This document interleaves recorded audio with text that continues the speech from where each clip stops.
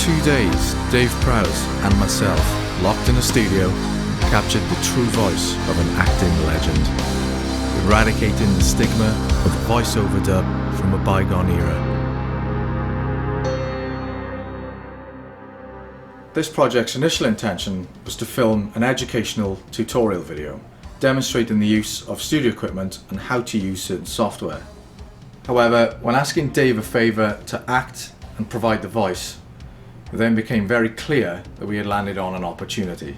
And as you will see, what started off as an educational piece ended up becoming a fascinating experiment. Good 4 or 5 there. Yeah, that's from guttural. Yeah, no, I mean, that's pretty guttural, that is, Dave. All right. Yeah, perfect. So, Happy with that, Simon? The power of such programs. oh, such programs. Such programs. Programs. First job, write a script and deliver the lines. I am most displeased that overdub technology failed to exist a long, long time ago. Same sort of pace, slow, Yeah. accent in it. Slower, I'd say, Dave. Right. I am most displeased. Really guttural, Dave. I am most displeased that overdub technology failed to exist. Being on set for a few days allowed us to concentrate on diction, performance, and character. Overdub technology. Really slow, really low. That overdub technology failed to exist a long, long time ago. That's the way we'll do it. Right. Do you want a phone one? You want a phone one? Yeah, no, it's important to keep that low because Yeah. you got that bass on your bass. We have it now. So we filmed Dave in the location using the microphone on the camera, capturing the audio in the room. Obviously it will pick up a very roomy sound, dust and whatever picks up here and there. It's just not ideal.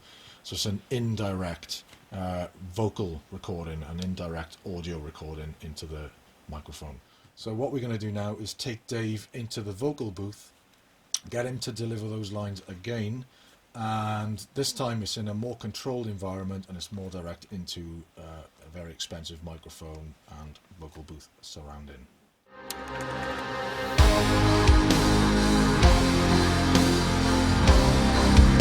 To capture the quality of any speaker or vocalist, the best of microphones is needed.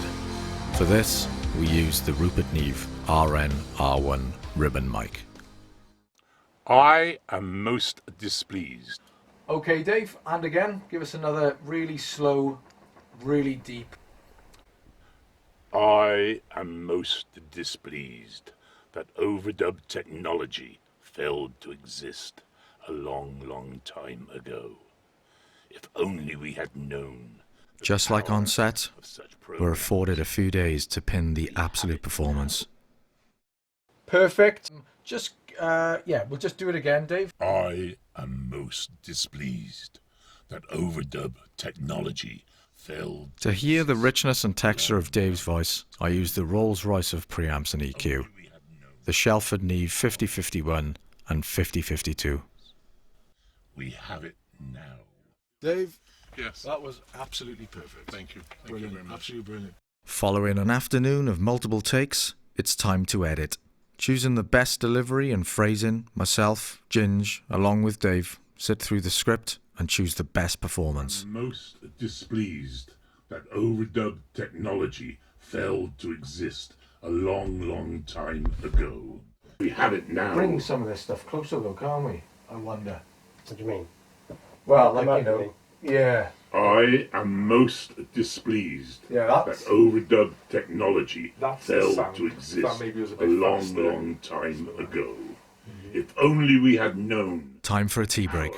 I just had to ask Dave about his career and playing his biggest acting roles. What's been your proudest moment as an actor? Oh gosh. Well, I think probably going to Buckingham Palace to receive the MBE from the Queen for my services to road safety and charity for the Green Cross Code work. I mean, I was the Green Cross Codeman from 1976, I think, right through until 90, and we halved the road accident figures in Great Britain. It was a phenomenal campaign. I loved every minute of it. I loved going around the schools. The interesting thing about the schools actually was, I would go to the schools, and I have a 3/4 of an hour show that I would do to the kids, and if I had any time left over. Towards the end of the 3/4 of an hour, and I'd say to the children, anybody got any questions you'd like to ask me? I never got one question about road safety. Every question I got was about Darth Vader and Star Wars. And as I said, I had an interesting career with Hammer. Yeah. I did the horror of Frankenstein, then I did Monster from Hell, then I did Vampire Circus. I had 3 nice movies.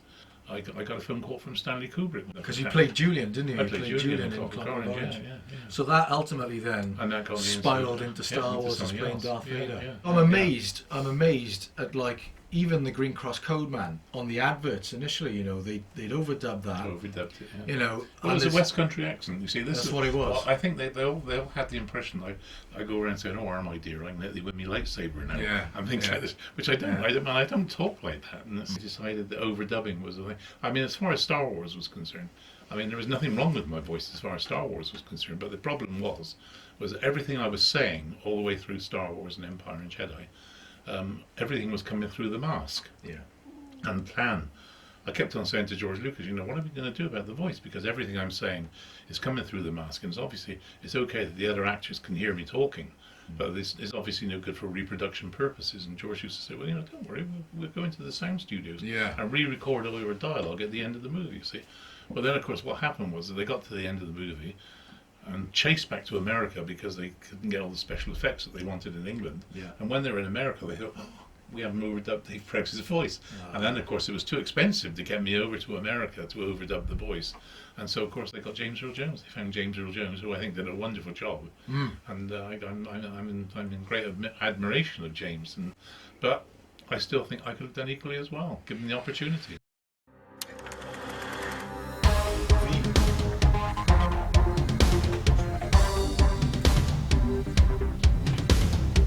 I am most displeased that overdub technology failed to exist.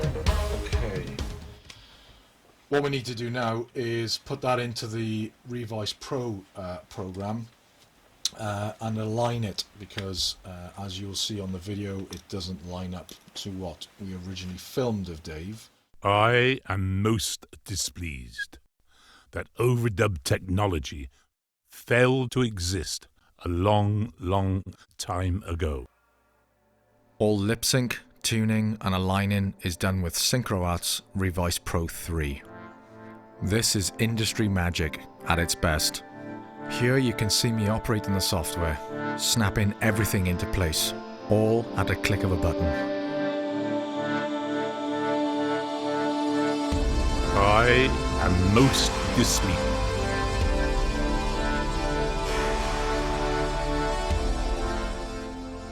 I am most displeased that overdub technology failed to exist a long, long time ago.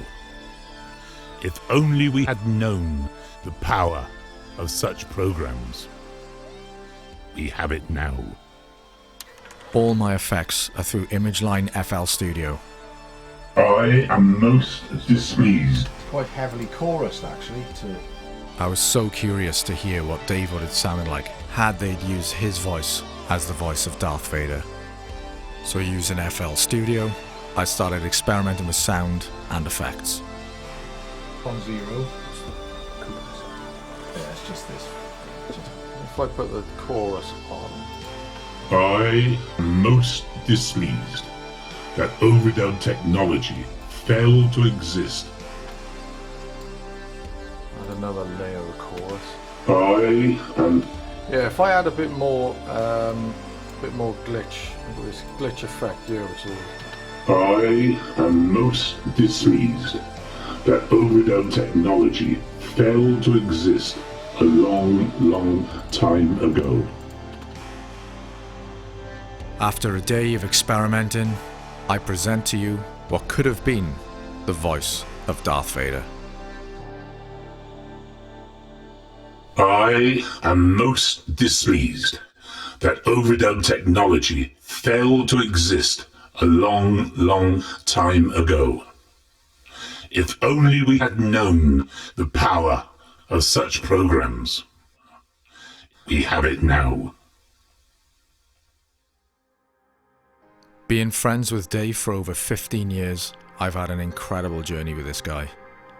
I was so glad to have had the opportunity to give something back to a good friend and legend, Dave Prowse.